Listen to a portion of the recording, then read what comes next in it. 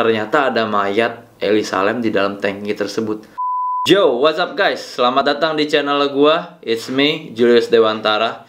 Thank you for clicking this video. Terima kasih udah klik channel ini. Bantu support channel ini dengan cara klik tombol subscribe di bawah ini ya. Oke, dalam video kali ini gue bakal bahas tentang kasus misterius yang sebenarnya sudah cukup lama dan sangat terkenal. Dan ini gue mau bahas karena belakangan ini Netflix menayangkan limited seriesnya melalui serial dokumenter berjudul Crime Scene: The Vanishing of Cecil Hotel. Ya, Cecil Hotel, hotel yang sangat terkenal dengan kesadisannya, dengan historiknya yang cukup menyeramkan. Tapi di sini gue nggak mau membahas tentang Cecil Hotelnya, tapi gue mau membahas tentang seorang mahasiswi yang pergi solo traveling ke Amerika Serikat. Mungkin kalian udah tahu, namanya Ellie Salam.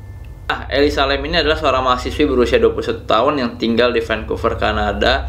Dia bertujuan ke Amerika Serikat untuk melakukan solo traveling. Jadi pada tanggal 26 Januari dia pergi ke Amerika Serikat. Dia menghabiskan beberapa harinya ke San Diego. Lalu pada tanggal 28 Januari dia pergi ke LA dan dia langsung check-in ke Hotel Cecil. Nah, yang menjadi misteri adalah pada saat tanggal 31 Januari keluarga si Ellie Salam itu hilang kontak dengan Ellie Salam dan keluarganya langsung melaporkan ke LAPD atau Los Angeles Police Department, polisi yang bertugas di daerah tersebut. Mungkin keluarganya juga pada saat itu belum tahu, dan termasuk Ellie Salamnya juga belum tahu bahwa Cecil Hotel ini termasuk hotel yang sebenarnya cukup keji historiknya. Banyak pelacur di sana, pengedar narkoba, pembunuh, bahkan pembunuh berantai pun pernah tinggal di sana. Sebut saja Richard Ramirez atau yang dikenal sebagai The Night Stalker. Court was recessed, but Ramirez had the last word.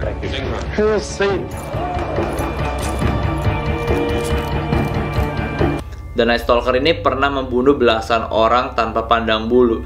Baik itu wanita, baik itu pria, orang tua, bahkan anak muda, semua pernah dia bunuh dan sifatnya sangat random. Jadi seperti dia tuh kayak pengen bunuh orang, ya dia bunuh aja gitu loh, dan gak ada motif sama sekali. Itu yang membuat dia sebagai pembunuh, salah satu pembunuh terkejam dan terkeji sepanjang sejarah Amerika Serikat. Lalu ada juga yang namanya Black Dahlia atau Elizabeth Short. Nah, Elizabeth Short atau Black Dahlia ini juga ditemukan sebelum dia ditemukan meninggal. Ternyata dia tuh menginap juga di Cecil Hotel, hotel yang sama yang ditinggali oleh Ellie Salam pada saat dia berkunjung untuk solo traveling ke Amerika Serikat.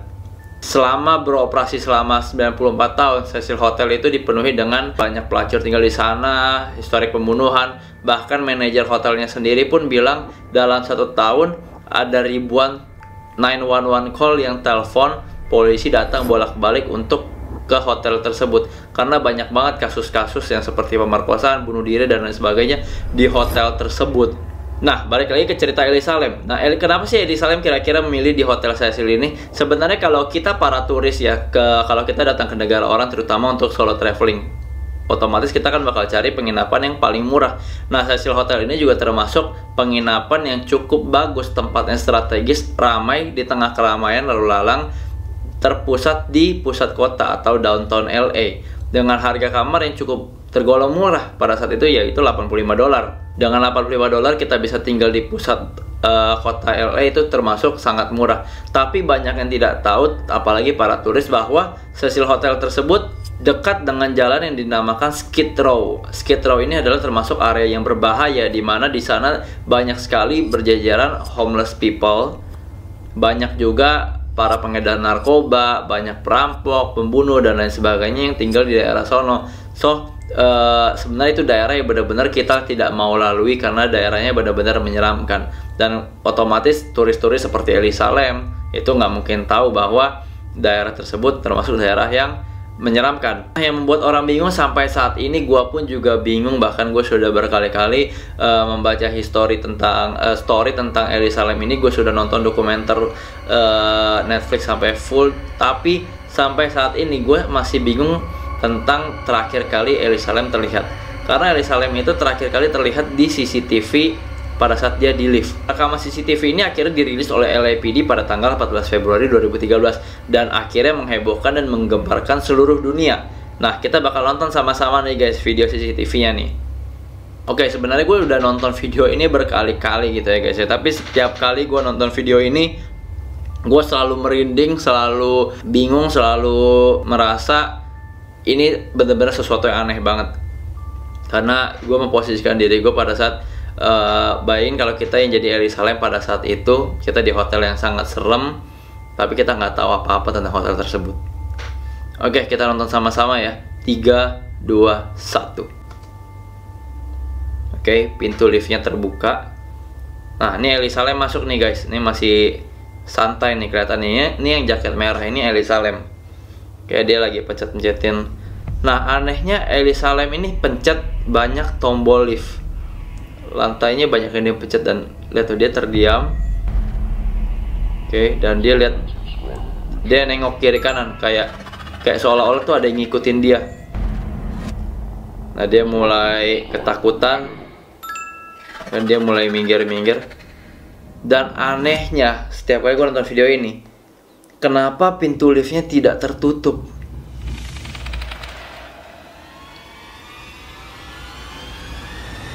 Sampai saat ini pun pintu liftnya masih belum tertutup. Nah, Elisa Lam melihat ke kiri, lihat ke kanan. Nah, kayak seolah-olah tuh di sana ada orang gitu. Tapi sama sekali nggak ada yang lewat, sama sekali nggak kelihatan ada orang di sana.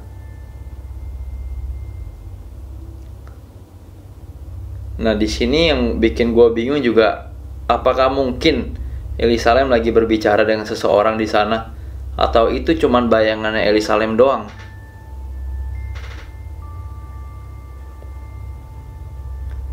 Nah, di sini kelihatannya Elisa Lam kayak lagi ngomong sama orang. Nah, terus dia kayak masuk ketakutan gitu. Dan dia mulai pencet-pencetin semua lantai di hotel tersebut. Hampir semua tombol dipencet-pencetin. Kelakuannya aneh banget. Bener-bener aneh banget. Dan sampai saat ini pun tombol pintu liftnya pun belum tertutup. Nah, ini Elisa Lam tuh ngeluarin gerak-gerik yang sangat aneh tuh. Tangannya itu kayak ngasih apa ya? Gue juga sampai bingung itu dia lagi ngapain tangannya. Kayak lagi berkomunikasi gitu dengan seseorang. It's so weird, bener-bener aneh banget. Aneh banget ini. Dan akhirnya dia pergi. Dia belok kiri ya. Dia pergi meninggalkan lift tersebut. Dan dari situlah terakhir kali Elisa Lam terlihat. Nah, yang buat bingung juga sampai detik ini pun pintu liftnya belum tertutup. Ini yang bikin bingung, sebingung-bingungnya sih. Kenapa pintu liftnya nggak ketutup? Nah, dan baru ketutup. Anehnya, pada saat tertutup, itu banyak yang bilang itu ada glitch sekian detik pada saat tertutup. Apakah polisi mengedit videonya dan lain sebagainya? Ya, banyaklah teori konspirasi mengenai rekaman CCTV tersebut. Tapi yang pasti kita lihat gerak-gerik si Elisa Lam ini cukup aneh. Dan ternyata Elisa Lam ini dikatakan dia sedang mengonsumsi obat dan dia menderita penyakit yang bernama bipolar disorder. Bahkan mungkin polisi pada saat itu dan dokter-dokter pada saat itu juga merasa bahwa Elisa Lam sedang mengalami tahap halusinasi. Jadi dia seperti melihat seseorang dan dia merasa ketakutan dan dia lari. Nah, yang mengenaskannya ini adalah yang paling mengerikan, bahwa setelah tanggal 19 Februari itu udah berarti kurang lebih 19 hari atau 20 hari semenjak Elisa Lam dinyatakan hilang. Para tamu di Cecil Hotel komplain kepada manajemen hotel bahwa airnya itu suka mampet. Lalu airnya mengeluarkan warna hitam dan bahkan rasa airnya tidak enak pada saat diminum. Karena para penghuni hotel tersebut kan minum langsung dari keran. Dan jadi gue langsung ngebayangin kalau jadi tamu di hotel tersebut itu Elisa Lam sudah 19 hari gitu loh menghilang dan mereka minum dari water tap tersebut. Dan ternyata pada saat manajemen hotelnya mencek tangki air di lantai paling atas, ternyata ada mayat Ellie Salam di dalam tangki tersebut.